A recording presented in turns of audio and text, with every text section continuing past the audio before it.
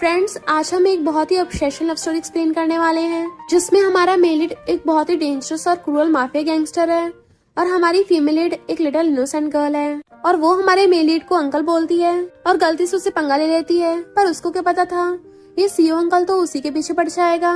Cause इस dangerous CO uncle को उसे फर्स्ट साइड लव हो गया है। क्या हमारी फीमेल लीड इस माफिया सीओ अंकल के चंगुल में फंस जाएगी, या फिर वो इस माफिया सीओ अंकल के दिल को पिघला के उसको क्यूट पपी बना देगी?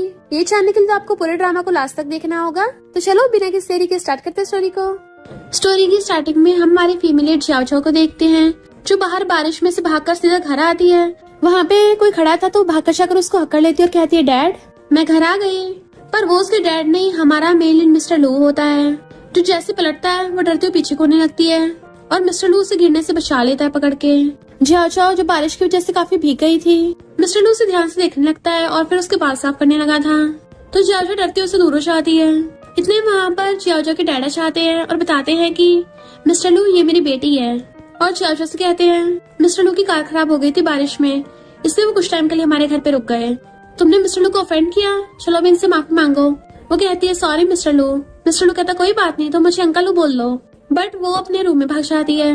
डैड सोचते हैं अगर मैं कंपनी में मिस्टर लू की हेल्प ले पाऊँ तो मेरी कंपनी बच सकती है। मैंने सुना है कई सालों से मिस्टर लू कभी किसी लड़की क्लोज नहीं हुए, पर अचानक से उन्हें मेरी बेटी में इंटरेस्ट क्यों आने लग गया? झाओ झाओ मेरी इकलौती बेटी है, भला मिस्टर लू को इतनी लिटिल गर्ल थोड़ी ना पसंद आएगी। फिर वो मिस्टर लू को वहीं पे रुकने को बोल देते हैं। रात में वो बात कर रहे थे प्रोजेक्ट से रिलेटेड, कॉज उनकी कंपनी में बिजनेस अच्छा नहीं चल रहा। झाओ झाओ बाटम में नहा रही थी, दूसरी तरफ मिस्टर लू भी शावर लेके नहा रहा था। बट झाओ झाओ बाटम में बैठी उठी सो जाती है और उसको सपने आने लग जाते हैं कि वो डरती हुई पीछे को हो रही है और मिस्टर लू उसके क्लोज आ रहा है। तो वो बेड पे चढ़ जाती है, अंकल लू मेरे पास मत आना, उसमें सामान फेंकती, तुम पागल हो गए हो। बट मिस्टर लू तो उसका पैर पकड़ के उसे अपनी तरफ खींच लेता है। देन फिर उसे पकड़ के क्लोज कर लिया था और कमर से पकड़ कहता है, झाओ झाओ जब से मैंने तुम्हें पहली बार से देखा है, मैं तब से तुमसे ये शब्द सुनना चाहता था, तो मुझे अंकल लू नहीं हबी बोलो। और उसका गला पकड़ के उसे किस करने लग जाता है। इससे पहले वो आगे रोमांस करता कुछ। झाओ झाओ की आईज खुल जाती हैं और सोचती है मुझे उसके ऐसे सपने क्यों आ रहे हैं, उसके जैसे इंसान तो कब का यहाँ से चला गया होगा। फिर वो नीचे आते हुए मेड को आवाज मारती है कि मुझे नींद नहीं आ रही, मुझे दूध पीना है। पर सीढ़ियों पे से आते हुए उसका पैर फिसल जाता है। इससे पहले वो बुड़कती मिस्टर लू उसे कमर से पकड़ के बचा लेता है और वो भी सीधा उसके ऊपर गिर जाती है। वो तो उसे बचाते हुए पूरा घुमाई देता है। झाओ झाओ का हाथ तो उसकी गीली चेस्ट पे रखा चाहता है तो एकदम दूर कर लेती है। मिस्टर लू कहता तुम्हें मिल्क चाहिए ना, ये लो। वो कहती नहीं अंकल लू, और पीछे कोने लगी थी क्योंकि वो उसके क्लोज हो जा रहा था। और कहता है तुम डर रही हो क्या मुझसे? वो कहती नहीं तो कहता अच्छा फिर पियो इसे। झाओ झाओ लेने से मना कर रही थी और गलती से उससे मिल्क का ग्लास गिर के टूट जाता है। तो कहती है सॉरी अंकल लू, मैंने जानबूझ के नहीं किया। वो उसके आंसू साफ करने लगा था कि तुम नर्वस क्यों हो रही हो, मैं कौन सा तुम्हें कच्चा ही खा जाऊंगा। और उसे सहला के प्यार से गुड नाइट करता है तो वो भाग जाती है अपने रूम में। बट मिस्टर लू उसको जाते हुए देख रहा था और जिस फिंगर से उसने उसके आंसू साफ किए थे वो लिक करने लग जाता है और सोचता है ऐसी आज तक कोई चीज नहीं है जिसे मैं ना पा सकूं, तो तुम मेरे चंगुल से बच नहीं सकती हो। फिर नेक्स्ट दिन में एक पार्टी थी जिसमें झाओ झाओ ने मुंह लटका रखा था और सोचती है मिस्टर लू जो कि सबसे टॉप पर है वो ऐसी पार्टी में भी नहीं आया, शायद मैं दोबारा कभी उससे मिलूं ही ना। तभी उसके डैड उसे अपने पास बुलाते हैं कि तुम्हें मिस्टर लू तो याद है ना। और फिर वो देखती है कि मिस्टर लू भी उस पार्टी में आया है तो उसके होश उड़ जाते हैं। डैड उसको उससे मिलवाते हैं तो कहती है हेलो मिस्टर लू। वो कहता है मिस्टर लू बोलना थोड़ा अजीब है, मुझे अंकल लू बोलो। तो वो उसे अंकल लू बोलती है। मिस्टर लू सोचता है इसकी कमर तो पहले से भी ज्यादा पतली हो गई है, इसके कपड़े मेरी आंखों में चुभ रहे हैं, मन कर रहा है इनको फाड़ के फेंक दूं। डैड सोचते हैं शायद मिस्टर लू को मेरी बेटी क्यूट लग रही है और कहते हैं बड़ों को बात करनी चाहिए, तुम थोड़ा जाके खेल लो। जब वो जा रही थी एक वेट्रेस से गलती से उसके ऊपर ड्रिंक गिर जाती है तो वो माफी मांग के कहती है ऐसे अपॉलॉजी हम आपको एक न्यू ड्रेस दे रहे हैं। इसलिए झाओ झाओ उनके साथ ड्रेस चेंज करने चली जाती है। जैसे ही वो उस वेटर से ड्रेस लेके रूम में चेंज कर रही थी उसे ड्रेस के पीछे से बटन नहीं लग रहा होता तो वो उस वेटर्स को आवाज मारती है। बट हम देखते हैं वेटर्स की जगह मिस्टर लू आकर उसके बटन लगाने लगा था। वो पलट के देखती है तो हैरान अंकल लू। मिस्टर लू उसके क्लोज आने लगा था, वो पीछे को होती है तो उसको घेर लेता है। मिस्टर लू कहता है ये तुम कैसे रिएक्शन दे रही हो, तुमने खुद ही तो मुझे हेल्प के लिए बुलाया है। तो कहती है मैंने वेटर्स को बुलाया था, तुम्हें थोड़ी ना। मिस्टर लू कहता अच्छा मुझे तो ये सुनाई दिया, तुमने बोला कि आके मेरे बटन लगा दो। तो उसे दूर कर कहते थैंक यू और जाने लगी थी पर वो उसका हाथ पकड़ लेता है। उसकी ड्रेस की तरफ देखने लगा था तो वो अपने ऊपर हाथ रख लेती है। मिस्टर लू कहता है क्या तुम ऐसी बाहर जाओगी और अपना ब्लेजर खोल के उसको उड़ा देता है। और जियाओ कुछ बोलने से पहले वहाँ से चला गया था। वो सोचती है सपना है रियलिटी है, समझ नहीं आ रहा। मिस्टर लू बाहर आके अपने मुंह में सिगरेट डालता है और लाइटर चलाने लगा था। जैसे वो जियाओ की अंकल लू वाली आवाज सुनता है वहाँ से चला जाता है। जबकि जियाओ ये सोच रही थी कि अंकल लू कितने काइंड है, मेरी हेल्प की, और मैं ही पागल हूँ जिसने उनको पर्वर्ट समझ लिया।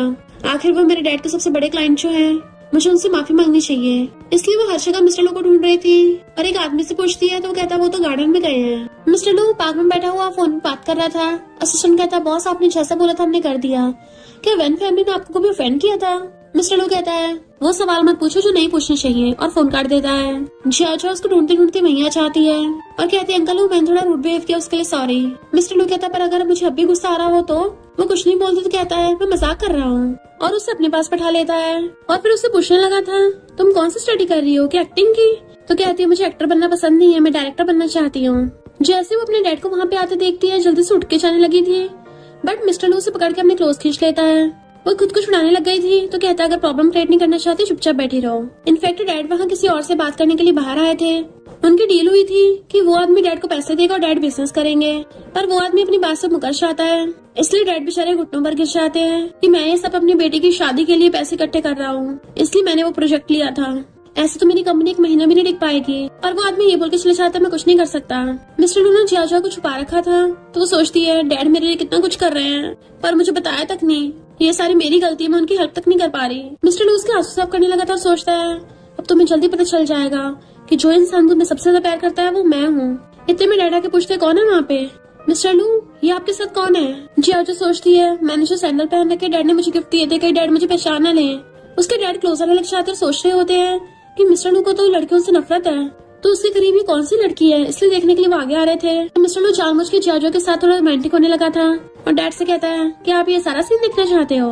डैड कहते हैं सॉरी मिस्टर लू मैंने तुम्हें डिस्टर्ब किया, और सोचते हैं मेरी बेटी तो कभी भी मिस्टर लू के इतना क्लोज नहीं जाएगी, और वहाँ चले जाते हैं। डैड की शादी में एकदम दूर खड़ी हो जाती है। मिस्टर लू कहता है तुम्हें पता ही है कि मुझे मजबूरी में वो सब करना पड़ा।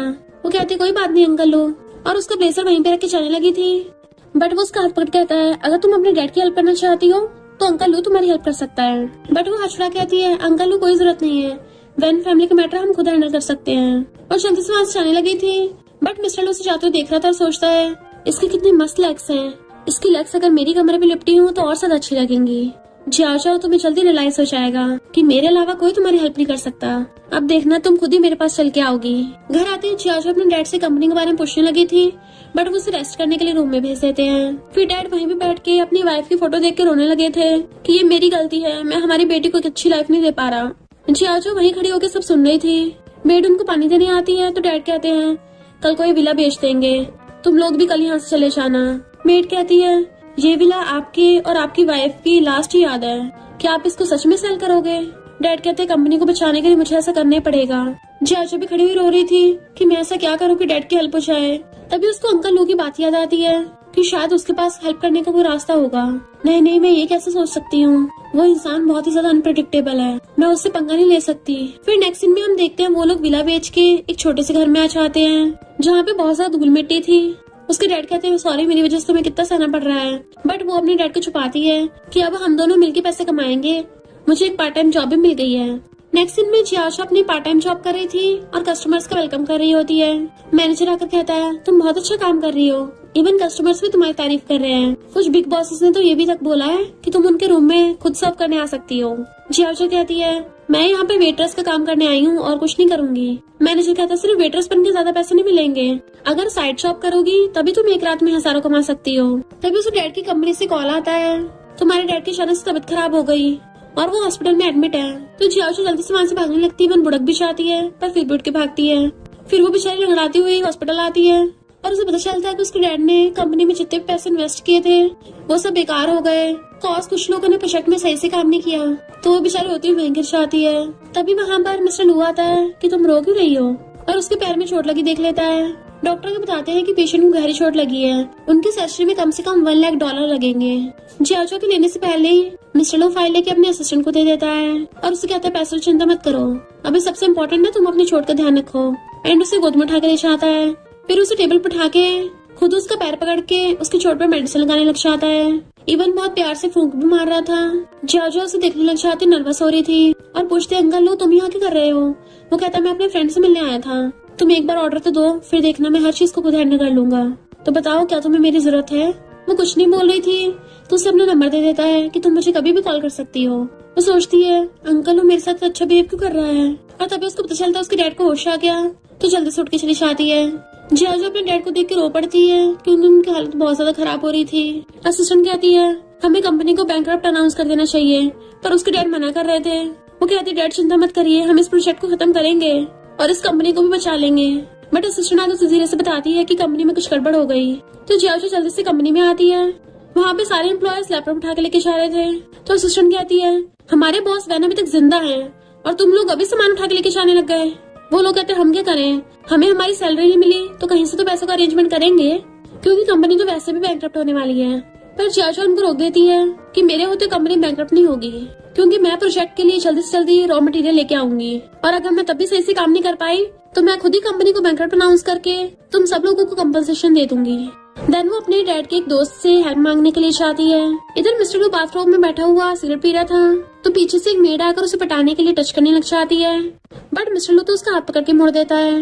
इवन उसको नीचे फेंक दिया था और कहता है तुम्हें जिसने भेजा है क्या उसने तुम्हें ये नहीं बताया मैं वुमेन से हेट करता हूँ, इसे ठिकाने लगा दो। और बॉडीगार्ड उस मेड को पकड़ के ले जाते हैं। तभी सिस्टर ने आके मिस्टर लू को बताता है कि जियाओ चाओ अपने डैड के फ्रेंड लियांग से हेल्प लेने के लिए गई है, बट वहाँ पर एक वैंग नाम का बंदा भी है जिसको कॉलेज गर्ल्स के साथ खेलने में बहुत मजा आता है। मिस्टर लू खड़ा होकर कहता है उस बुड्ढे की हिम्मत कैसे हुई मेरी बंदी को हाथ लगाने की, मैं उसके हाथ काट दूंगा। जियाओ कहती है अंकल लियांग मुझे आपसे एक फेवर चाहिए। वैंग उसे वहीं बिठा देता है कि मैं तुम्हारी हेल्प करूंगा, और उसे ड्रिंक कराने लगा था, पर असिस्टेंट उसे छीन के खुद पी लेती है कि यंग लेडी अभी छोटी है, मैं इसके बदले में ड्रिंक कर लूंगी। तो वैंग चिल्ला आगे पड़ता है कि तुम मेरी इंसल्ट कर रही हो, और उसके लिए दूसरा ड्रिंक मंगवाता है। असिस्टेंट जियाओ को वहाँ से लेके चलने लगी थी। अंकल लियांग कहता है तुम क्या चाहते तुम्हारी कंपनी सच में बैंकरप्ट हो जाए। जियाओ कहती है अगर मैं ड्रिंक पी लेती हूँ तब तुम लोग पक्का मेरी हेल्प करोगे ना। अंकल लियांग हाँ करता है। तो वो जैसा से पूरी ड्रिंक उठाकर पीछे आती है और चला के थोड़ी गिरा भी रही थी। असिस्टेंट उसको जल्दी से पानी ला के देती है, पर वो टल्ली हो गई थी। वैंग उसे पकड़ के लेकर जा रहा था कि मैं तुम्हें घर छोड़ दूंगा। असिस्टेंट उसकी हेल्प करना चाहती थी, पर अंकल लियांग ने उसको भी टल्ली कर दिया था। इधर जियाओ चाओ उस वैंग से दूर हो जाती है और सोचती है मैंने तो ज्यादा ड्रिंक किया भी नहीं था, ज्यादा गिरा दिया था, तब भी मुझे नशा क्यों हो रहा है। वैंग सोचता है क्योंकि नशा मैंने ड्रिंक में नहीं पानी में मिलाया था। इससे पहले अंकल उसके साथ कुछ करता उसने उसके काट लिया था जिससे उसके ब्लड निकलने लगता है। वैंग को गुस्सा चाहता है और वो उसे कार में डाल लेता है। तो जियाओ जल्दी से मिस्टर लू को कॉल करने लग जाती है, पर वैंग कार के अंदर घुस जाता है जिससे उसका फोन गिर गया था। इधर मिस्टर लू बहुत ज्यादा गुस्से में था और असिस्टेंट से कहता है लगता है आज वो वैंग मेरे हाथों जिंदा नहीं बच पाएगा। असिस्टेंट और बॉडीगार्ड्स को ऑर्डर देता है कि उसकी कार की लोकेशन ट्रैक करो, मैं आज उसको जिंदा नहीं छोड़ूंगा। वैंग कहता तूने मुझे काटा, तेरा बाप भी ऊपर पहुंचने वाला है, तुझे कोई नहीं बचा पाएगा। तो कहती है अंकल वो मुझे बचाने के लिए आएगा। तो वैंग हंसने लगा था, तू क्या मिस्टर लू की बात कर रही है, उसे तो लड़कियों में इंटरेस्ट भी नहीं है। इधर मिस्टर लू बहुत स्पीड से कार भगा के लेके जा रहा होता है और उनकी चलती हुई कार के सामने लाकर अपनी कार खड़ी कर देता है। तो वैंग के होश उड़ जाते हैं, ये तो सच में मिस्टर लू की कार है। जियाओ जैसे मिस्टर लू का नाम सुनती है जल्दी से कार से निकल के भागती है। उधर मिस्टर लू भी गुस्से से कार से निकल के भाग रहा था। जियाओ आकर उसके ऊपर गिर जाती है और वो उसे अपने सीने से लगा के हक कर लेता है कि डरो मत, मैं हूँ ना।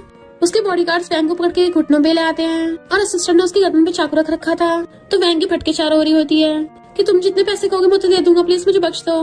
मिस्टर लू कहता है जियाओ को पैसों से तोला नहीं जा सकता, उसको मारने वाला था, पर वो कहती रुको, और वैंग की गर्दन पे चाकू रख देती है कि अपनी फैक्ट्री में कॉल करके आओ, जल्दी सामान भिजवाए, वरना अभी तुम्हारी मुंडी तुम्हारे धड़ से अलग कर दूंगी। मिस्टर लू सोचता है लिटिल रैबिट को जब गुस्सा आता है तो वो काटने में लग जाती है। तो वैंग डरता हुआ कॉल कर देता है। जियाओ की हालत खराब हो रही थी तो मिस्टर चियांग उसे पकड़ के कहता है अब से शहर में कोई भी वैंग नाम की फैमिली नहीं होगी, और देन जियाओ को गोद में उठा के ले जाता है। जबकि उसके बॉडीगार्ड्स वैंग की धुलाई कर रहे थे। जैसे उसको घर लेके आता है जियाओ तो पूरा नशे में टुन्न थी और कहती है अंकल मुझे बहुत हॉट फील हो रहा है। उसकी गर्दन भी किसकने लग जाती है। मिस्टर लू जैसे से खुद पे कंट्रोल कर रहा था और उसका हाथ पकड़ कहता है ऐसा मत करो, तुम अभी होश में नहीं हो। बट वो फिर भी उसकी एडम से एप्पल पे किस करने लग जाती है और कहती है अंकल मैं पूरे होश में हूँ। उसका ब्लेजर निकालती कहती है मैं तुम्हें किस करना चाहती हूँ। तो मिस्टर लू भी उसकी मुंडी पकड़ के उसको किस करने लग जाता है। इवन उसे कमर से पकड़ के अपनी गोद में बैठा लिया था। वो उसकी ग्लास उतार के कहती है अंकल लू क्या तुम मुझसे नफरत करते हो, तुम मुझे हक क्यों नहीं कर रहे। मिस्टर लू क्या तुम्हें पता भी है तुम क्या कर रही हो, क्योंकि मैं बिल्कुल अच्छा इंसान नहीं हूँ। तो कहती है पर तुम मेरे लिए सबसे बेस्ट हो और मैं अंकल लू को लाइक करती हूँ, मुझे उससे किस चाहिए। और उसकी चेस्ट को टच कर रही थी तो कहता है देख लो तुम खुद ही कर रही हो। एंड देन उसको पैशनेटली किस करने लग जाता है। फिर क्या वो उसे पूरी को गोद में उठाकर किस करता हुआ रूम में ले आता है। डैन उसे बेड पे लिटा कर किस करने लग गया था। इवन किसिंग करता करता अपना हाथ स्कर्ट पे ले जाता है। डैन उसकी गर्दन पे किस करने लग गया था। फिर जब मॉर्निंग में उसकी आईज खुलती है तो कहती है ये तो मेरा घर नहीं है, और बेड पे से उठ के आती है कि मेरी गर्दन में दर्द क्यों हो रहा है, और देखते उसकी गर्दन पे तो लव बाइट्स है। तब उसको अपने रात के पूरे कांड के बारे में याद आ गया था। तो बहुत एम्बैरस होती है कि हम दोनों के बीच में कल रात सच में वो सब हो गया। क्या मेरे कपड़े भी अंकल लू ने चेंज किए हैं? नहीं, मुझे पता करना होगा। पर मेड तभी उसके लिए ड्रेस लेके आती है और बताती है कि मुझे मिस्टर लू ने तुम्हारे लिए भेजा है, और कल रात मैंने तुम्हारे कपड़े चेंज किए थे। वो पूछती है अच्छा फिर अंकल लू कहाँ है? मेड बताती है कि वो पूल के पास है। इधर हम देखते हैं मिस्टर लू को, जो कि स्विमिंग पूल में होता है। असिस्टेंट उसे बता रहा था कि जाओ के डैड वैन ने कंपनी को बचाने के लिए बहुत मेहनत की है। मिस्टर लू पूल में से निकल के बाहर आता है और कहता है अच्छा है, क्योंकि जियाओ जितना ज्यादा उड़ने की कोशिश करेगी उतनी जल्दी थकेगी और खुद ही मेरी चंगुल में फंस जाएगी। तभी चाचो वहाँ पे आती है और उसकी भीगी हुई बॉडी देखने लगी थी जिसमें से पानी टपक रहा होता है। तो वो बड़ी मुश्किल से उसके एब्स पे से अपना ध्यान हटाकर कहती है अंकल मुझे तुमसे कुछ बात करनी है। वो कल रात, तभी वो बीच में बोल पड़ता है कल रात तो कुछ नहीं हुआ, मैंने तुम्हें मेडिसिन दे दी थी। और उसके फेस को टच करता हुआ कहता है क्या तुम्हें अंकल लू के साथ कुछ करना है तो मैं तुम्हारी हेल्प कर सकता हूँ। वो कहती नहीं अंकल लू। देन उसकी क्लोज होने लगा था तो वो भी पीछे को होने लग जाती है, पर बीच में टेबल आने की वजह से पटक जाती है और मिस्टर लू एकदम से उसकी क्लोज आता है। वो डर के मारे साइड में फेस कर लेती है, जबकि मिस्टर लू तो अपना बिजनेस कार्ड उठा रहा था और कहता है मैं कौन सा तुम्हें फोर्स कर रहा हूँ, तुम मुझे कभी भी कॉन्टेक्ट कर सकती हो। और अपना बिजनेस कार्ड उसके कपड़ों में डालने लगता है। वो पहले तो हैरान थी पर फिर लेके भाग जाती है। बाहर आते हुए उसको अपने डैड के असिस्टेंट कॉल आता है कि तुम कहाँ चली गई थी कल रात। जो सोचती है मैं कितनी स्टूपिड हूँ, अंकल लू ने तो मुझे कल रात बचाया था, वो तो अच्छा इंसान है। और कहती है मैंने गुड्स का इंतजाम कर लिया है, मैं जल्दी हॉस्पिटल आ रही हूँ। फिर वो अपने डैड से मिलने के लिए आती है कि डैड मैंने प्रोजेक्ट का काम कर लिया, जैसी फाइनल पेमेंट हो जाएगी कंपनी बच जाएगी, मैंने अपना बैग बेच के पैसों का इंतजाम कर लिया था, तो अब जल्दी से खुश हो जाइए। इधर मिस्टर लू बैठा अपना फोन देख रहा था कि फोन में कोई खराबी तो नहीं हो गई है, क्योंकि अभी तक जियाओ ने कॉल नहीं किया। असिस्टेंट कहता बॉस शायद आपने उनको कुछ ज्यादा डरा दिया है। मिस्टर लू कहता अगर वो मुझसे कांटेक्ट नहीं करेगी तो मैं खुद ही उससे मिलने चाहूंगा। फिर नेक्स्ट दिन में जियाओ अपनी फ्रेंड के साथ कॉलेज आ रही होती है तो उसको बॉयज देख रहे थे। फ्रेंड कहती है कॉलेज में तुम्हें कितने लड़के लाइक करते हैं पर तुम अभी तक सिंगल हो। जियाओ कहती है मैं अपने डैड और कंपनी के मामले में बिजी हूँ, तो मेरे पास ये सबके लिए टाइम नहीं है कि मैं प्यार व्यार के चक्कर में पड़ूं। फ्रेंड कहती है एक बार बता तो सही तुझे किस टाइप का पसंद है, और लड़कों की तरफ इशारा करती है क्या उस टाइप का या फिर वो वाला टाइप का। तभी उसको मिस्टर लू के असिस्टेंट को कॉल आता है कि बॉस तुम्हें लंच पे इनवाइट करना चाहते हैं, पर वो मना करके फोन काट देती है। पर हम देखते हैं मिस्टर लू तो उसके कॉलेज के बाहर अपनी कार के पास खड़ा होता है, तो कॉलेज का उसे देख के खुश होने लग जाती है, वाओ कितना हैंडसम है ये, आखिर कौन है ये हॉट लड़का, इसकी तो कार भी लिमिटेड एडिशन की है, हमने तो ऐसी कार सिर्फ मैक्सिम्स में देखी है। फ्रेंड कहती है कम से कम $3 मिलियन की होगी, ये कोई स्टार है या कोई मॉडल है। वो जियाओ की तरफ देख रहा था तो गर्ल्स को लगता है कि हमारी तरफ देख रहा है। फ्रेंड पूछती है क्या तू उसे जानती है। जियाओ मना करके अपने फ्रेंड के साथ वहाँ से जाने लगी थी। मिस्टर लू आकर कहता है किसने कहा तुम मुझे नहीं जानती, मैं तो तुम्हारा अंकल हूँ ना। वो पूछते तुम यहाँ क्या कर रहे हो, तो कहता ऑफ कोर्स तुम्हें पकड़ने आया हूँ, और अपनी कार की तरफ इशारा करता है। देन उसका हाथ पकड़ने लगा था तो हाथ छुड़ा लेती है कि अंकल मुझे जाने दो।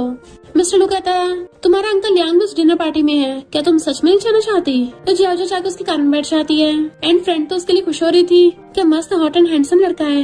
नेक्स्ट सीन में हम देखते हैं मिस्टर लू जियाओ को खाना सर्व कर रहा होता है, उनके सामने अंकल यांग बैठा था और उसके डर के मारे टाइट ही सो रही होती है, क्योंकि पीछे मिस्टर लू के बॉडीगार्ड्स खड़े थे और सामने मिस्टर लू खुद। मिस्टर लू जियाओ को अपने हाथों से खिला रहा होता है, वो हाथ हटाती है तो गलती से खाना उसके कपड़ों पे गिर जाता है, तो वो साफ करने लग जाती है सॉरी, बट मिस्टर लू तो उसका हाथ पकड़ लेता है, मैंने बोला था ना मैं तुम्हारी हेल्प करूंगा। अंकल यांग डर के मारे खुद ही घुटनों पर गिर जाता है। मिस्टर लू उठ के उसके पास आता है कि तुम्हें बड़ा पसीना आ रहा है, लगता है इसको बहुत गर्मी लग रही है, इसको ठंडा करना पड़ेगा। तो उसके बॉडीगार्ड्स उस पर ठंडा पानी डाल देते हैं। मिस्टर लू पूछता है तुम काम क्यों रहे हो, तो कहता है बुढ़ापे में अक्सर ऐसी प्रॉब्लम्स होती हैं। मिस्टर लू कहता सही कहा, लगता है बुढ़ापे में तुम अपनी औकात भूलते जा रहे हो। वैन की इकलौती बेटी बची थी, वो तुम्हारी हेल्प मांगने के लिए आई और तुमने उसके साथ कैसे बिहेव किया। तो अंकल जियांग अपना जमीन पर सर पटकने लगता है कि मुझसे बहुत बड़ी गलती हो गई। मिस्टर लू कहता है जियाओ तुम्हें पता भी है पहले तुम्हारे इस अंकल यहाँ के पास एक चमन्नी भी नहीं थी, अब तुम्हारे डैड ने अपने बिजनेस में इसको शेयर्स दिए, बुरे वक्त में इसने तुम्हारे डैड की तरफ से मुंह फेर लिया। तो जियाओ कहती तुम ऐसे हमारा एहसान चुका रहे हो, अगर मेरी हेल्प नहीं करनी थी तो मना कर देते, कम से कम मेरे साथ इतना बुरा बिहेव तो नहीं करवाते। लियांग खुद के थप्पड़े मारने लग जाता है कि मुझसे बहुत बड़ी गलती हो गई। मिस्टर लू तुम्हें एक बार प्राइस बताओ, मैं कोई भी कीमत चुकाने को तैयार हूँ। मिस्टर लू कहता ठीक है, तुझे पैसे बहुत पसंद है ना, चल जल्दी से $50 मिलियन निकाल। वो हैरान हो जाता है, $50 मिलियन इतने की तो मेरी कंपनी में नहीं है। पर जैसे उसके बॉडीगार्ड से पकड़ते हैं तो कहता है हाँ मैं पे कर दूंगा। नेक्स्ट दिन में जाओ जाओ $50 मिलियन के चेक लेके बैठी थी। मिस्टर लू जैसे अपनी सिगरेट चलाता है वो छीन के अपने मुंह में डाल लेती है, बट उसको खांसी होने लगी थी तो वो छीन लेता है कि बच्चों को ये सब करने की इजाजत नहीं है, तोड़ फोड़ के कार के बाहर फेंक देता है। देन कहता तुम अभी कितनी यंग हो, इस टाइम सैड होने का नहीं है, मैं तुम्हारी हेल्प कर सकता हूँ, मैं तुम्हें घर ले चलता हूँ। और जैसे उसके क्लोज आता है वो नर्वस होने लग जाती है, बट वो तो उसकी सीट बेल्ट लगाने लगा था। वो रोक के कहती है मैं मानती हूँ ये चेक अच्छा मौका है, पर अगर अभी इसी वक्त मैंने तुमसे लिया तो मैं कभी तुमसे पीछे नहीं छुड़ा पाऊंगी। और उसको चेक वापस कर देती है। मिस्टर लू कहता है तुम सच में बहुत जिद्दी हो, बट वो थैंक यू करके चली जाती है। तो सोचता है तुमने मेरी बेट नहीं ली, अब तो तुम मुझे और ज्यादा उकसा रही हो, मेरी जाओ जाओ। नेक्स्ट दिन में वो हॉस्पिटल में अपने डैड की चलने में हेल्प कर रही थी, पर तभी उसे कॉल आता है कंपनी में कुछ गड़बड़ हो गई। तो बात करने के लिए बाहर आती है। डैड के असिस्टेंट उसे बताती है कि क्लाइंट गुस्सा हो गए हैं, तो रॉ मटेरियल इंफीरियर वाले के साथ रिप्लेस हो गया, अब वो 3 टाइम्स पेमेंट मांग रहे हैं, यानी कि $80 मिलियन। ये सुन के तो जाओ जाओ के वो छूट जाते हैं। इवन डैड भी गेट पे कान लगा के सब बातें सुन लेते हैं। तो वो असिस्टेंट को कॉल कर कहते हैं कंपनी को बैंकरप्ट अनाउंस कर दो। नेक्स्ट दिन में जब वो बाप बेटी बेचारे आराम से बैठ के खाना खा रहे थे तभी वहाँ पर पुलिस नोटिस लेके आ जाती है, पिछले साल की तुम्हारी कंपनी की कंस्ट्रक्शन में किसी की जान चली गई थी। और पुलिस उसके डैड को अरेस्ट करके लेके जाने लगती है। वो अपने डैड को बचाने की कोशिश करती है, बट डैड कहते हैं मुझे मिस मत करना और अच्छे से अपनी लाइफ जीना। बट वो पुलिस को कहती है जरूर कोई मेरे डैड को फंसा रहा है, मेरे डैड कभी किसी के साथ बुरा नहीं कर सकते। पर पुलिस कहाँ किसी की सुनने वाली थी और उसके डैड को ले जाती है। तो वहीं बैठकर रोने लग जाती है कि मेरे साथ ऐसा क्यों हो रहा है, मैं अपने डैड तक को नहीं प्रोटेक्ट कर पा रही। हाँ सिर्फ वही मेरे डैड को बचा सकता है। और भाग के वहाँ पे आती है। गेट पे बैठी हुई बारिश में भीग रही थी। अभी वहाँ पर कार आती है और मिस्टर लू उस कार में से निकल के अम्ब्रेला लेके उसके पास आता है, उसके ऊपर अम्ब्रेला कर देता है। वो कहती है अंकल लू ये बोल के खड़ी होती है पर बेहोश हो जाती है एंड वो उसको पकड़ लेता है। नेक्स्ट दिन में मिस्टर लू का असिस्टेंट आके मिस्टर लू को उस इंसिडेंट के बारे में पूरी इन्फॉर्मेशन देता है। असिस्टेंट की जाते ही जाओ जो नहाकर बाहर आती है, वो भी सिर्फ शर्ट में। तो वो पूछता है तुम मुझसे मिलने क्यों आई हो आज? तो कहती है अंकल लू प्लीज मेरे डैड को बचा लो। मिस्टर लू कहता पहले मेडिसिन खा लो, पर तुम मुझसे कुछ मांग रही हो तो बदले में तुम्हें भी कुछ देना पड़ेगा, तो बताओ तुम्हारे पास क्या है? जाओ जो अपनी शर्ट के बटन खोलने लगी तो कहती है मैं तुम्हें खुद को दे सकती हूँ। और जैसे अपनी शर्ट उतारने वाली होती है तो गुस्से से उसकी शर्ट पकड़ लेता है। अपने डैड के लिए तुम खुद को कुर्बान कर रही हो। और सोचता है मुझे तो लोगों को तड़पाने में मजा आता है, फिर इसको इस हालत में देख के मुझे हर्ट क्यों हो रहा है। और गुस्से से उसका गला पकड़ लेता है कि मेरी जगह कोई और होता तब भी तुम ऐसा करती। वो कहती मैं बिल्कुल ऐसा नहीं करती, मेरे सामने तुम हो तभी मैंने ऐसा बोला। मिस्टर लू कहता गुड गर्ल तुम्हारे फुल मार्क्स आए हैं, अब तुम्हें रिवॉर्ड मिलेगा। देन उसको किस करने लग जाता है, उसे किसिंग करते करते ऊपर बैठा देता है और कहता तुम्हें पता भी है अंकल को तुम्हें सबसे ज्यादा बेस्ट चीज क्या लगती है? तुम्हारी आईज जो कितनी शांत और क्लीन है। जब से मैंने तुम्हें पहली बार से देखा है तब से मुझे तुम्हें खाने का मन करता है। देन अपने ग्लासेस लाकर उसकी गर्दन पे किस करने लग जाता है और फिर पूछता है कि कॉलेज में तुम्हें और भी लड़के लाइक करते हैं? वो कहती है बिल्कुल नहीं। तो कहता है बच्चे झूठ नहीं बोलते वरना उन्हें पनिशमेंट मिलेगी। वो कहती है मैं सच बोल रही हूँ, मैं किसी को भाव नहीं देती। मिस्टर लू कहता ओके और अपने कपड़े निकालने लग जाता है कि बताओ तुम्हारा क्या ऑर्डर है, तुम जो कहोगी वही करूंगा। और अपनी शर्ट के बटन खोल के फेंक देता है। जियाजो तो बहुत शर्मा रही थी बट वो उसका हाथ पकड़ के ले जाके शीशे पे लगा देता है। जैसे उसे किस करने वाला था तो कहती है अंकल लू। उसके कान में कहता है तुमने मुझे क्या बोला? वो कहती है अंकल लू। तो कहता है बिल्कुल गलत जवाब, मुझे हस्बैंड बोलो। गुड गर्ल अब जल्दी से मुझे हस्बैंड बोलो। जियाजो जैसे उसको हस्बैंड बोलती है वो उसका फेस पकड़ के उसे किस करने लग जाता है। देन वो रोमांस करने लग गए थे कि पूरी रात निकल जाती है। नेक्स्ट दिन में जब वो आराम से सो रही थी मिस्टर लू से तो तब भी कंट्रोल नहीं होता, वो उसे सोती हुई को किस करने लग गया था। जियाजो उठती कहती है अंकल लू अब तो रुक जाओ। वो कहता गुड गर्ल सिर्फ एक बार और। उसे दोबारा से किस करने लग गया था। फिर काफी टाइम हो गया था, जियाजो अभी तक नहीं उठी थी तो उसका फोरहेड टच करता है कि क्या मैंने इसके साथ कुछ ज्यादा ही कर लिया। इससे मेडिसिन भी नहीं खाई और कॉल करता है कि मेरी बंदी बीमार है। मैंग अपना पिछवाड़ा उठाकर जल्दी यहाँ पे आ। मैंग कहता ब्रो अभी सुबह के 5 बज रहे हैं। मिस्टर लू कहता है मैं तुझे 10 मिनट देता हूँ, अगर 1 मिनट भी लेट हुआ तेरा पूरा हॉस्पिटल खरीद लूंगा। तो मैंग आता है कि मैं भी देखूं तो सही कौन है तेरी बंदी। और जियाजो को देख के हैरान था ये तो फेयर ही है, ब्रो तो कितना बड़ा बीस्ट है, बेचारी लिटिल गर्ल के साथ क्या क्या कर दिया। मिस्टर लू कहता है ये खुद ही मेरे पास आई थी, अब जल्दी से इसको ठीक कर वरना तू गया काम से। तो जल्दी से उसका इलाज करता है और कहता है ब्रो तुझे तो लड़कियों को टच करना पसंद नहीं है। मिस्टर लू कहता है तुझे इससे क्या, चल निकल यहाँ से। बट फ्रेंड कहता है तुझे तो लड़कियों को टच करने से उल्टी आती है, लगता है तू ठीक हो गया। बट मिस्टर लू उसको वहाँ से भगा देता है और फिर उसको टच करता हुआ कहता है जब मैं तुम्हें टच करता हूँ तभी मुझे बेटर फील होता है, मेरी जियाजो।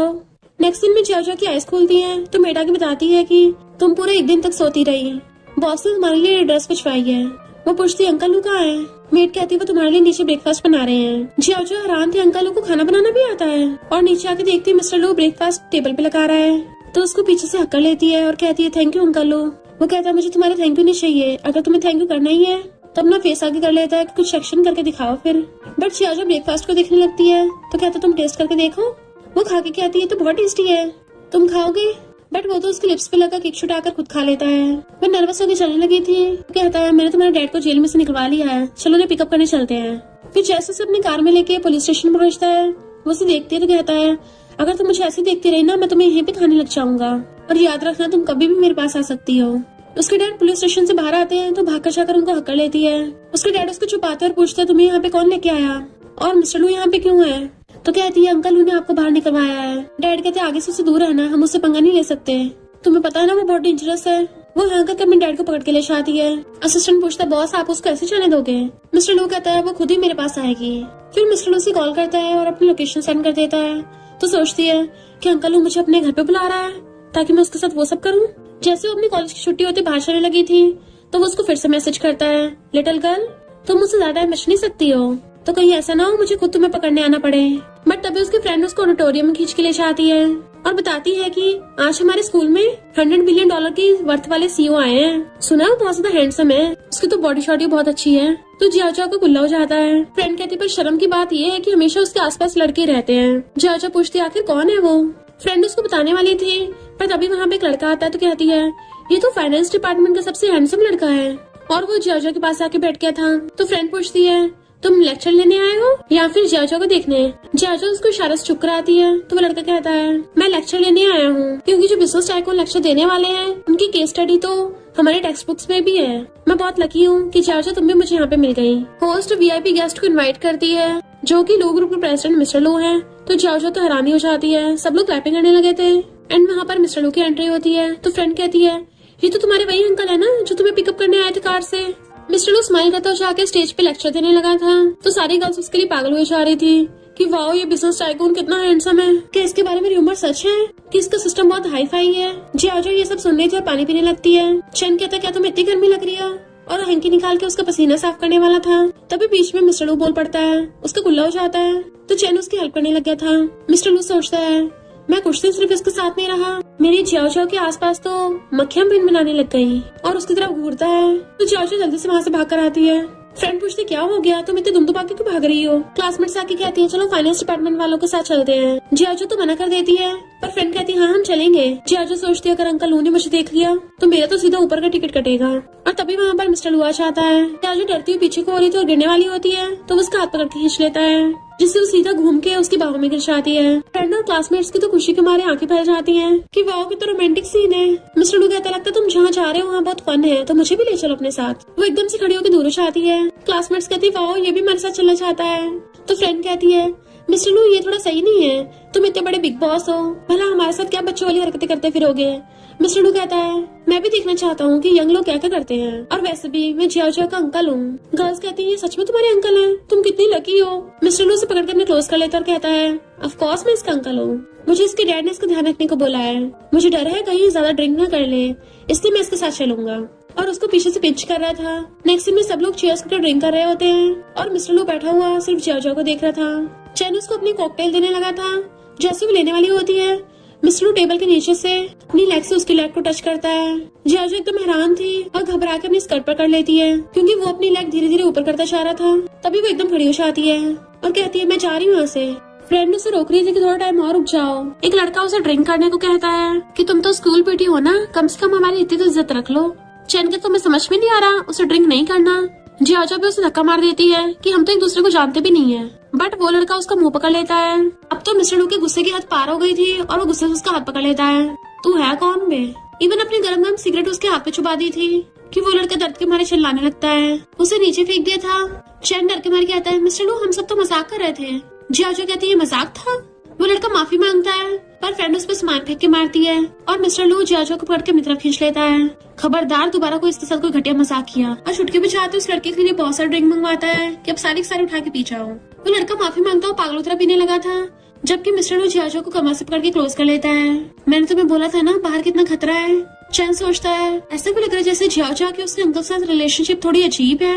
सब लोग जाने लगे थे और जैसे मिस्टर लू जियाजो को लेके जाने लगता है चैन कहता है मुझे जियाओ से कुछ बात करनी है। क्या तुम हम दोनों को थोड़ा प्राइवेट टाइम दे सकते हो? जियाओ मना करने वाली थी बट मिस्टर लू ओके बोल के चला जाता है।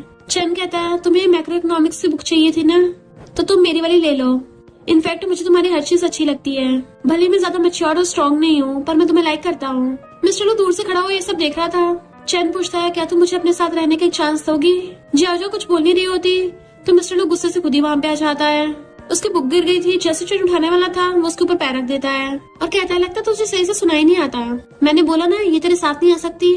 चैन कहता तुम बिजनेस टाइकून हो, भले इसके अंकल हो, पर इसका मतलब ये नहीं तुम इसे कंट्रोल करोगे। इसको चूज करने का हक है।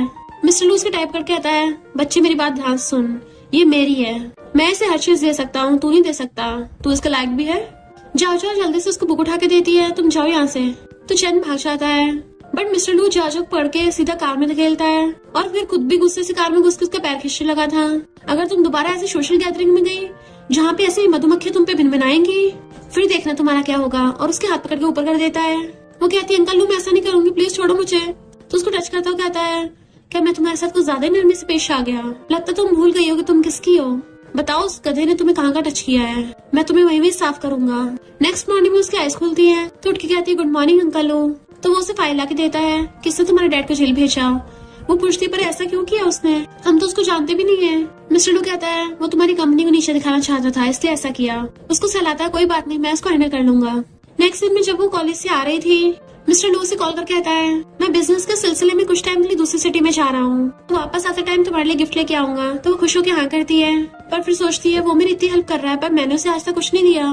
नेक्स्ट दिन में अपने डैड को पकड़ के लेके जा रही थी तो डॉक्टर कहते हैं तुम अपने डैड का बहुत अच्छा से ध्यान रख रही हो, वो बहुत जल्दी ठीक हो रहे हैं। डैड कहते हैं मैं सोच रहा था कि हम विलेज में जाके वापस से शिफ्ट हो जाएं, तो तुम मेरे साथ चलोगी?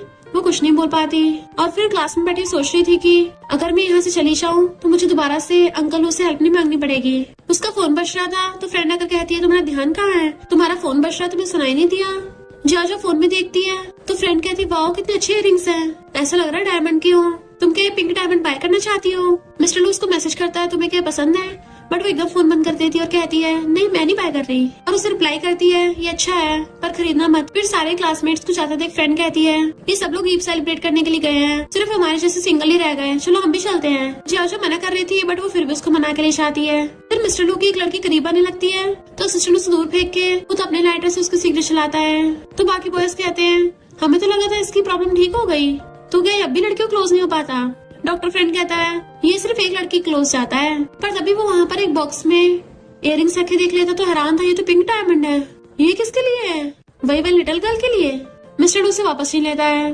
देन जियाजो को कॉल करता है कि मैं वापस आ गया हूँ तो आज रात फ्री टाइम निकाल लेना। पर जियाजो कहते हैं अंकल लू आज तो मेरी एक अपॉइंटमेंट है।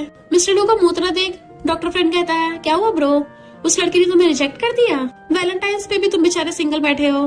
मिस्टर लू उठ के चलने लगा था तो दूसरा फ्रेंड कहता है तुम जिससे चेस कर रहे हो वो लिटिल गर्ल है और तुम ओल्ड मैन। मिस्टर लू कहता अपने काम से काम रख। इधर कॉलेज में सारे कपल्स आपस में हाथ में हाथ डाल के घूम रहे थे तो जियाजो निधिक सोचती है कि मिस्टर लू भी किसी लड़की के साथ होगा। मैं ये सब क्यों सोच रही हूँ, मैं तो बस उसकी मामले से एक पार्टनर हूँ। फ्रेंड कहती वहाँ चले बट वो कहती है मैं थक गई हूँ, घर जाना चाहती हूँ। और बाइक आके घर पे आ गई थी, सोफे पे जाके सो जाती है। तभी मिस्टर लू आकर उसकी कमर पकड़ लेता है। वो जैसे उठ के देखती है उसका हाथ पकड़ लेता है तो पूछते तुम यहाँ क्या कर रहे हो? अंकल तुम वापस आ गए? मिस्टर लू कहता है मेरे पीछे तुमने बहुत मजे किए हैं, तुम कितनी हार्टलेस हो, तुमने एक बार भी मेरे बारे में नहीं सोचा। वो कहती है ऐसा नहीं है अंकल तुम्हें क्या चाहिए? मिस्टर लू कहता है मुझे तुम्हारे साथ सोना है और उसे गोद में उठाकर रूम में ले आता है। देन बेड पे चढ़ के उसे क्लोज होने लगा था। वो कहती है अंकल तुम अभी भी घर वापस आए हो, तुम्हें रेस्ट करने की जरूरत है। मिस्टर लू कहता तुम्हें इतने दिन से देखा नहीं था तो बहुत याद आ रही थी, क्या तुमने मुझे मिस नहीं किया? एंड उसको किस करने लग जाता है और फिर गुस्से में उसको स्कर्ट पकड़ता है तो कहती है अंकल वो ड्रेस फट जाएगी। वो कहता कोई बात नहीं मैं नहीं दिला दूंगा। एंड उसको पैशनेटली किसिंग करने लग जाता है। नेक्स्ट सीन में वो उसके हेयर ड्रायर से बाल सुखा रहा था और कहता है तुम अपने फ्रेंड्स के साथ बिजी थी, मेरी गलती, मैंने तुम्हें कॉल किया। तो कहती है नहीं मेरी गलती है, मैं पहली बार लवर बनी हूँ ना तो मुझे इस सब के बारे में पता नहीं है, मुझे लगा तुम्हारे साथ बहुत सारे लोग होंगे। मिस्टर लू कहता है तुम्हें क्या लगा कि मेरे बेड पे कोई भी लड़की घुस सकती है? मैं इतना कैजुअल नहीं हूँ कि किसी भी लड़की के साथ सोता फिरूं। देन उसको इयरिंग्स गिफ्ट करता है। वो कहती मैं नहीं ले सकती, बहुत एक्सपेंसिव है, मैं तो ऑलरेडी तुम्हारी इतनी आसानमंद हूँ। मिस्टर लू कहता तुम तो मेरा जितना मर्जी फायदा उठा सकती हो क्योंकि मैं चाहता हूँ तुम खुद ही मेरा यूज करो, बदले में तुम्हें बस मेरा हाथ पकड़ना है। देन उसको इयरिंग बनाने लग जाता है कि तुम पे बहुत सूट कर रहे हैं। जियाजो कहती मैं भी तुम्हारे लिए गिफ्ट लेके आई हूँ। हाँ पर ये ज्यादा महंगा नहीं है, मिस्टर लू खोल के देखता है जिसमें बेल्ट थी। मिस्टर लू स्माइल करता हुआ कहता है, तुम क्या मुझे बांध के रखना चाहती हो या फिर तुम पहले वाली निकाल के ये वाली पहनना चाहती हो? वो कहती है कि तुम्हें नहीं चाहिए तो वापस कर दो, बट वो ऊपर कर लेता है। तुमने मुझे दी है ना तो तुम खुद ही पहनाओ। देन जियाजो उसकी पहले वाली बेल्ट निकाल के अपनी वाली बेल्ट पहनाने लग जाती है और बताती है कि ये मैंने अपनी पार्ट टाइम जॉब की सैलरी से खरीदी है, कि थैंक यू मेरा ध्यान रखने के लिए।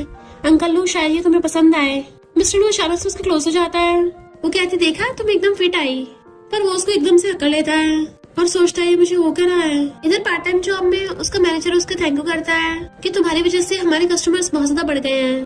अभी हमें ब्रॉडकास्टिंग के लिए कोई चाहिए था और तुम उसके लिए बिल्कुल सही इंसान हो। तो वो भी सोचती मैं हमेशा अंकल पे डिपेंड नहीं हो सकती और हाँ कर देती है। फिर जाते टकराने से उसका बैग गिर जाता है तो सामने वाला चैन था जो उठाने में हेल्प कर रहा था और पूछता तुम यहाँ? तो कहती है मैं पार्ट टाइम जॉब करने आई थी और ज्यादा बात किए बिना चली जाती है। बट फिर हमें पता चलता है कि चैन उस कंपनी के बॉस का नेफ्यू है, जिनकी हेल्प से वो भी ब्रॉडकास्टिंग ग्रुप में ऐड हो जाता है। और जाओ से कहता है तुम थक गई होगी, मैं तुम्हारा उठा लेता हूँ। वो कहती कोई जरूरत नहीं है, बट दूसरे लड़की उसे चिढ़ रही थी। जैसे चाचू चांद लगती है वो तारा डक के गिरने वाली थी और चैन उसे पकड़ के बचा लेता है। इधर डॉक्टर फ्रेंड बोल रहा था कि मेरा एक नेफ्यू कंपनी में आना चाहता था, मैंने उसको आने दिया। और तभी वो उसकी वीडियो देखता है कि ये देखो वो तो लड़के के साथ ऑनलाइन कपलिंग कर रहा है। मिस्टर लू जैसे देखता है गुस्सा सुट के जाने लगा था। डॉक्टर फ्रेंड रोकता है क्या हो गया? तो कहता है तुझसे तो बाद में डील करूंगा और वहाँ से चला जाता है। डॉक्टर फ्रेंड करीब से वीडियो देखता है तब उसको पता चलता है कि उसने सच में मिस्टर लू की बंदी चुरा ली। मिस्टर लू गुस्से से कार में आके बैठता है। सिस्टर से कहता है मुझे नहीं पता कैसे करके वो वीडियो हटवाओ। देन जियाजो को कॉल करके पूछता है कहाँ हो तुम? वो कहती बस स्टॉप पे। तो कहता है मैं तुम्हें लेने आ रहा हूँ। बस स्टॉप पे कुछ लोग उसे देख रहे थे कि ये तो वही लड़की है ना वीडियो वाली। फ्रेंड भी उसे मैसेज करके पूछती है कि क्या तुम चैन के साथ हो? वो कहती नहीं तो वो गलती से गिर गई थी। देन वो अपने डैड को कॉल करती है कि मुझे शायद आज घर आने में टाइम लग जाएगा। डैड पूछता है क्या तुम्हें किसी से प्यार हो गया? तो कहती नहीं तो वो तो मेरा जूनियर है। मिस्टर लू अपनी कार लेके आता और देखता है वो बैठी बैठी सो गई है। सोते सोते उसका हेड गिरने वाला था तो पकड़ लेता है। उसके हाथ में फोन था जिसका पासवर्ड भी खुल जाता तो हैरान था। 10 अप्रैल इस दिन तो हम पहली बार मिले थे। और फिर उसकी चैटिंग पढ़ने लग गया था जिसमें जियाजो ने लिखा था कि नहीं वो सब गलती से हो गया था, मैं उसे लाइक नहीं करती, मैं तो किसी और को लाइक करती हूँ और वो बहुत अच्छा इंसान है। मिस्टर लू सोचता है तुम मेरे बारे में गलत सोचती हो, मैं कोई अच्छा इंसान नहीं हूँ। मेरे हाथों पे कितनों का खून लगा है। इनफैक्ट मैं तो एक मॉन्स्टर हूँ और मेरी इस ट्विस्टेड लाइफ में तुम एक इकलौती एक्सीडेंट हो। फिर वो उसको अपनी कार में ले आया था और वो उसकी गोदी में सिर रख के सो रही थी। जैसे उसकी आईज खुलती तो कहती है मैं पार्ट टाइम जॉब से इतना थक गई थी कि गलती से सो गई। वो कहता तुम्हें क्या पैसों की इतनी कमी है, आगे से वहाँ मत जाना। तो कहती है तुमने वीडियो देखी होगी, मैं बस एक्सपीरियंस के लिए सब कर रही हूँ। चलो क्या तुम मेरे साथ आके काम कर सकती हो, मैं तुम्हें डबल सैलरी दूंगा। वो कहती है नहीं मेरी पहले वाली जॉब ठीक है। उसके क्लोज कहता है पर मुझे पसंद नहीं है कि वो नमूना तुम्हारे आसपास भटके, और ना ही ये पसंद है वो तुम्हें टच करे, और ना ही ये पसंद है तुम दोनों साथ में हंसो। और उसे पकड़ के किस करने लग जाता है। जियाजो पहले तो उसको रोकती है पर फिर वो भी किस करने लग जाती है।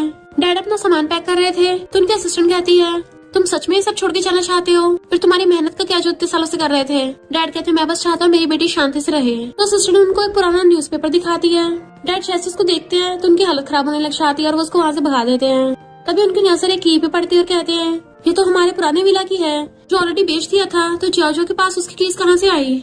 इधर जियाजो मिस्टर लू से कहती है तुमने ऑलरेडी मुझे किस भी कर लिया, मैं तुमसे माफी मांग ली, तो अब गुस्सा मत हो। वो कहते तुम्हें क्या लगता है सॉरी सब ठीक हो जाएगा? तो कहते तुम्हें बताओ मैं क्या करूँ, बताओ मैं तुम्हें कैसे मनाऊं? और उसके गाल पे किस कर लेती है कितना काफी है? वो कहता है ये काफी नहीं है, मुझे लगा तुम थक गई हो, तुम्हें ब्रेक देना चाहिए, पर अब देख लो तुमने खुद ही स्टार्ट किया है। और उसे गोद में उठा के घर लेके आने लगता है। पर डैड पहले से वहाँ पे थे और चिल्ला के पड़ते हैं मेरी बेटी को नीचे उतारो। जियाजो हैरान कहती है डैड ऐसा नहीं है जैसा आप समझ रहे हो। डैड पूछता तुम्हें यार रिलेशनशिप है। मिस्टर लू कहता है मुझसे क्या पूछ रहे हो, तुम्हें दिख नहीं रहा? तो डैड गुस्से से उसको कॉलर पकड़ लेते हैं तुम्हारी हिम्मत कैसे मेरी बेटी पे हाथ डालने की? जियाजो उनको रोक रही थी पर डैड उसको गुस्सा मारने वाले थे तो मिस्टर लू हाथ पकड़ लेता है और चिल्लो के जाके बैठ कर ड्रिंक करने लगा था। जियाजो जल्दी से अपने डैड को वहाँ से ले जाती है पर डैड उस पर चिल्लाते हैं कि मैं तुम्हें ये सब सिखाया है, तुम्हें पता भी है वो कितना ज्यादा डेंजरस है और कितने लोगों को टपका चुका है। जियाजो कहती है मुझे पता वो बहुत ज्यादा रूथलेस और डेंजरस है, पर जब भी मैं प्रॉब्लम में होती हूँ और आप प्रॉब्लम में होते हो हमेशा उसने मेरी हेल्प की है। मैं पूरी कोशिश कर रही थी मैं किसी पे डिपेंड ना हूँ, पर मैं सच में बहुत थक गई थी, इसमें मेरी गलती है, मुझे उसके लिए फीलिंग्स आने लग गई और बैठ कर रोने लगती है। तो डैड कहते हैं बहुत हो गया, तुमने बहुत कुछ सहा है। रूम में आके वो उसी न्यूज़पेपर को देखते हैं और फिर डस्टबिन में फेंक देते हैं। देन वो एक लेटर रखे वहाँ से ले जाते हैं। जियाजो भागती हुई अपने डैड को ढूंढती है तो उसको लेटर मिलता है कि जब तक तुम ये पढ़ोगी तब तक मैं विलेज वापस जा चुका हूँगा, मैं बुढ़ा हो गया हूँ, दोबारा ये सब कम्पीट नहीं कर सकता और ना ही तुम्हारे लिए बोझ बनना चाहता हूँ। तुम चाहे कोई भी रास्ता चूज करो, मैं बस चाहता हूँ तुम सेफ रहो। वो रो रही थी और सोचती है मेरे डैड सही है, स्टार्टिंग से लेके अब तक मेरी और अंकल लू की रिलेशनशिप एक गलती है और क्या इसको ऐसे एंड होना था। मिस्टर लू पूछता है कहाँ हो तुम, तो कहते अपने घर पे हूँ, अब से मैं वहाँ नहीं जाऊंगी। वो कहते तुम्हारी इतनी हिम्मत, तुम्हें पता भी है इस घर की हर चीज से मुझे तुम्हारी खुशबू आती है, मैं तुम्हारे लिए पागल हो रहा हूँ। अगर तुम अभी यहाँ पे नहीं आई ना तो मैं तुम्हें बांध के रखूंगा, दिन रात तुम्हें इतना परेशान करूंगा तुम बेड से उठ भी नहीं पाओगी। तुम्हें किसने बोला था मुझे छोड़ के जाने को। वो चिल्ला के पड़ती है यू साइको और फोन काट देती है। मॉर्निंग में उठ के सोचता है कल रात मैंने कुछ ज्यादा पी लिया था, टल्ली होकर मैंने लिटिल गर्ल को अपना रियल फेस दिखा दिया। अब तक तो वो बहुत ज्यादा डर गई होगी। जैसे उठ के बाहर आता है एक लड़की सॉन्ग वहाँ पे बैठी तो सोचती है इसके बारे में जितना सुना है बिजनेस में तो ये माहिर है ही, इसकी तो बॉडी भी अच्छी है, मेरे लिए एकदम परफेक्ट मैच है। और कहती है मैं तुमसे शादी की बात करने आई हूँ, मेरे पास एक बिलियंस का प्रोजेक्ट है जो कि हमारी सॉन्ग फैमिली कैरी नहीं कर सकती, पर अगर तुम हमारे साथ मिल जाओ तो हम दोनों मिलके वो बिलियंस का प्रोजेक्ट ले सकते हैं। और कप उठाने वाली थी पर असिस्टेंट रोक देता है कि बॉस को पसंद नहीं उनके घर की चीजों को कोई हाथ लगाए। सॉन्ग सोचती है पर ये कप तो किसी लड़की का लग रहा है। मिस्टर लू कहता है तुमने सोच भी कैसे लिया कि मैं तुमसे शादी करूंगा। इनफैक्ट स्टार्टिंग से मैंने कभी शादी का सोचा भी नहीं, क्योंकि शादी जैसा वर्ड मेरी डिक्शनरी में है ही नहीं, और प्रोजेक्ट पाने के लिए मुझे किसी अरे गरे की जरूरत नहीं है, मैं खुद के दम पे ले सकता हूँ। सॉन्ग कहती है तुम्हें लगता है मैं तुम्हारे लायक नहीं हूँ, लोग कहते तुम्हें लड़कियों से लड़ची है पर मैं नहीं मानती, और उसको टच कर लेती है। तो मिस्टर लू इसको एकदम से धक्का मार देता है, उसकी हालत खराब होने लगी थी। देन वो सॉन्ग को वहाँ से भगा देते हैं। नेक्स्ट दिन में वो हॉस्पिटल में था तो डॉक्टर फ्रेंड कहता है तुम फिर से बीमार हो गए, उस लड़की ने तो तुम्हें ठीक कर दिया था ना शायद, तुम तो बुढ़े हो गए हो, कहीं ऐसा तो नहीं है, तुम्हें सिर्फ लिटिल गर्ल पसंद है। तो असिस्टेंट की हंसी निकल जाती है। मिस्टर लू कहता अगर ऐसी बकवास करता ना तेरा हॉस्पिटल गायब हो जाएगा। डॉक्टर फ्रेंड कहता है ऐसा भी हो सकता है तेरे दिल को फील होता हो कि वो बाकी लड़कियां तुझे धोखा दे सकती हैं, पर वो लिटिल गर्ल काफी इनोसेंट है, इसलिए तेरा दिल सिर्फ उसके लिए धड़कता है। इधर जाजा घर पे आती है तो मिस्टर लू बिल्कुल टल्ली हुआ पड़ा था और कहती डैड सही बोल रहे थे, मैं बस तुम्हारे लिए फन टॉय हूँ जिसके साथ तुम खाली टाइम खेलते थे। उसे पकड़ के बैठाने लगती है और फिर जाने वाली थी तो रोकता है मुझे छोड़ के मत जाओ, और पीछे से हक्का लेता है।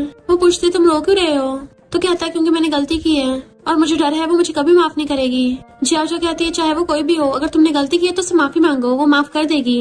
मिस्टर लू कहता नहीं वो ऐसा नहीं करेगी क्योंकि मैं बहुत गंदा हूँ, मेरे हाथ खून से रंगे हुए हैं और मैं कभी बदल नहीं सकता। और तभी मिस्टर लू के सपने से आइस खुल जाती हैं। तो कहता है इसका मतलब वो सब सपना था, बट वहाँ पे वो ग्लास रखा देख लेता तो कहता है इसका मतलब वो यहाँ पे आई थी।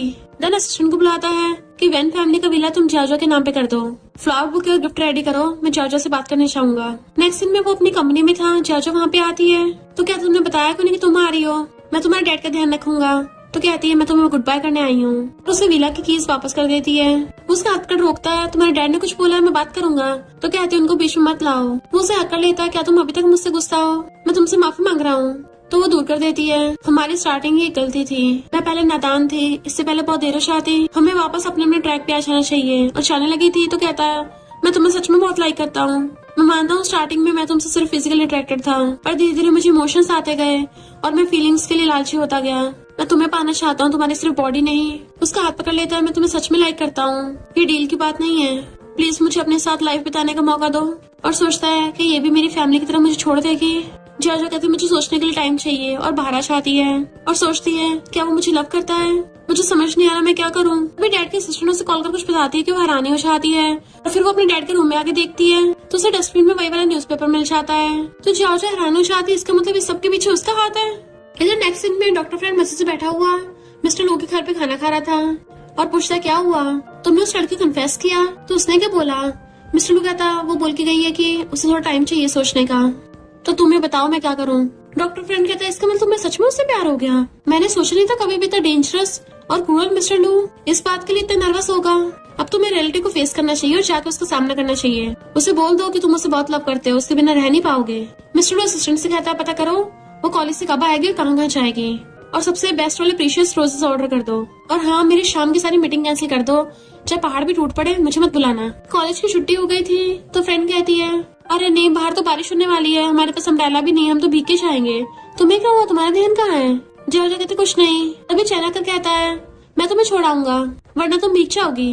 फ्रेंड कहती है अरे नहीं मेरा अम्ब्रेला ना क्लास में रखा रह गया, और जाओ को उसकी तरह धक्का मार के वहाँ से भाग जाती है। चैन कहते हैं चलो किसी रेस्टोरेंट में चलते हैं, पर तभी वहाँ पे कारा आती है। मिस्टर लू उसके लिए रोजेस लेके आया था और कहता तुम अब भी गुस्सा हो, वो कुछ नहीं बोल रही थी, उसका हाथ पकड़ने वाला था पर चैन हाथ पकड़ लेता है। मिस्टर लू कहता है मैं अपने फ्रेंड की वजह से तुझे कुछ नहीं बोल रहा, तो बीच में मत पड़ा, हम दोनों का मामला है। तो जियाओ भी चैन को वहाँ से भेज देती है। मिस्टर लू उसको फ्लावर बुक पकड़ा देता है कि फाइनली मैं अपने दिल की बात समझ के आऊँ, मैं तुमसे लव करता हूँ, एज फैमिली में सब चीज हैंडल कर लूंगा। जियाओ कहते तुम्हें आंसर चाहिए था ना, तो मैं अब आंसर दे रही हूँ, मैं तुम्हें अफोर्ड नहीं कर सकती। और जाने लगी थी। वो कहता है तुम ऐसा क्यों कर रही हो, तुम मुझसे लव करती हो। बट वो उसके मुंह पे फ्लावर बुके फेंक के मारती है। तुम्हें लगता मुझे पता नहीं है, इस सब के पीछे तुम्हारा हाथ है। तुमने खुद ही जानबूझ के मुझे कमजोर किया ताकि मैं तुम्हारे पास हेल्प मांगने आऊँ। वो कहता मेरी बात तो सुनो, बट वो न्यूज़पेपर फेंक के मारती है। तुमने सही कहा था, तुमने उसके साथ गलत किया, वो तुम्हें कभी माफ नहीं करेगी। नेक्स्ट दिन में बाहर खड़ा हुआ बारिश में भीग रहा था। जियाओ जो अंदर बैठी थी उसको बार बार कॉल करता बट वो उठाते नहीं। तो कहता मैं बाहर खड़ा हूँ। बाहर आके देखती है भीगा पड़ा है। तो अम्ब्रेला लेके आती है कि तुम कब तक ये सब गेम कंटिन्यू करने वाले हो। वो कहता मैं तुमसे माफी नहीं मांगने आया, मुझे पता है मेरी गलती कोई माफी नहीं है। मैंने कभी नहीं सोचा था मुझे नॉर्मल ह्यूमन की तरह फीलिंग्स होंगी। तो रोते उसका हाथ पकड़ती है, मैं तुमसे नफरत नहीं करती पर तुम्हारा फेस भी नहीं देखना चाहती, तो प्लीज चले जाओ यहाँ से। वो कहता ठीक है अगर तुम यही चाहती हो तो।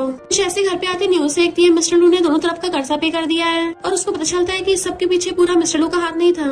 उसके पीछे जो भी था मिस्टर लू ने उसको पनिशमेंट दे दी थी ऑलरेडी। तो भाग के जाके गेट खोलती है बट तब तक वो वहाँ से चला गया था और उसके लिए लेटर छोड़ के गया था कि मैं तुमसे इतना लव करता था, बस तुम्हें अपने पास रखना चाहता था, पर ये भूल गया लव के लिए रिस्पेक्ट और ऑनेस्टी होनी जरूरी है। और उसको उसकी विला की कीज वापस कर गया था पर उसे उसकी कंपनी में दिलवा देता है। जियाओ विला में आके देखती है तो मिस्टर लू उसके लिए एक वेडिंग ड्रेस छोड़ के गया था, तो उसको टच करते वहीं पे बैठ के रोने लग जाती है। फिर हम कुछ टाइम बाद का सीन देखते हैं। जियाओ ने खुद की सीरीज बनाई होती है। इसका रिपोर्टर्स इंटरव्यू लेने आए थे, पूछते हैं तुमने इसकी स्क्रिप्ट खुद लिखी है।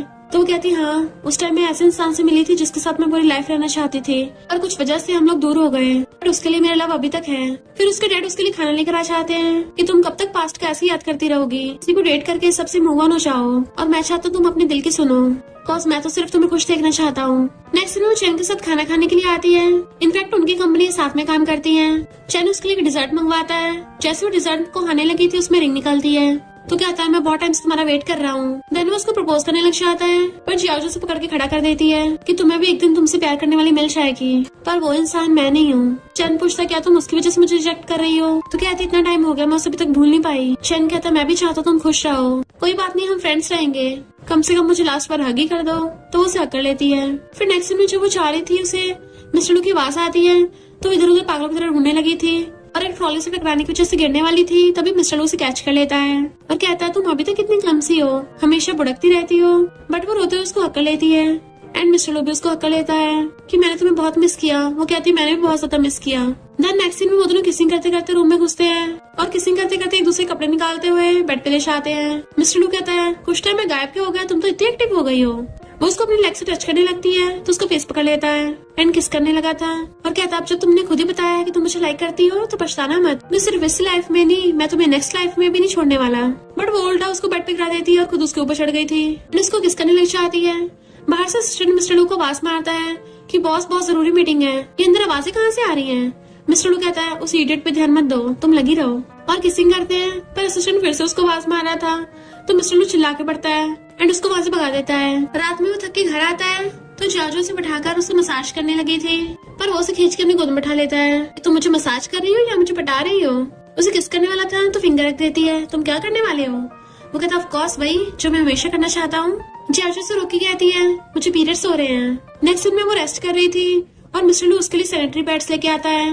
पूछती क्या तुम ये खुद बाय करके लेके आए हो। वो कहता मुझे पता नहीं था तुम कौन सी ब्रांड का यूज करते हो, इसलिए दोनों ले आया। जियाओ को पेट में दर्द हो रहा था तो उसके लिए सूप बना के लेके आता है एंड अपने हाथों से पिला रहा था।